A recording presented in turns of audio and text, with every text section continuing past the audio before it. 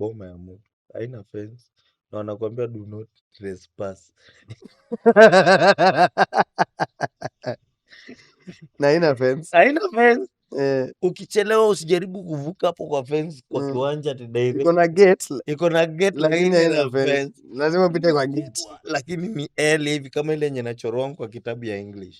Hivyo tu L. Kwa parade L. Haina madirisha. Alafu jua class 1, 2 na 3 wanakalia mawe. Mimi naona nikaa ni museum.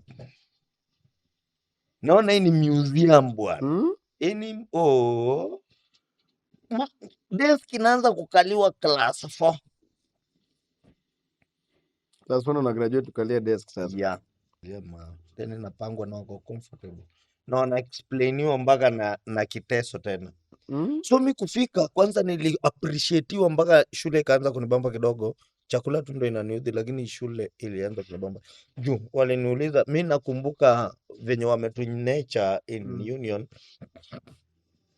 Ilikuwa ni lazima kama ni Monday ni ngoso, Friday ndo mnabanja swa. So waliniuliza wewe naitwa nani? Nikasema my name is Lambert Olige Kakuru. Natoka wapi?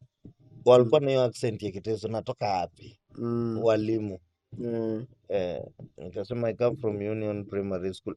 Wewe mwalimu aliacha shughuli ya kuassign watu wenye wanajidonjo page aende ambiane kwa staff room. Iko kijana anaongea English.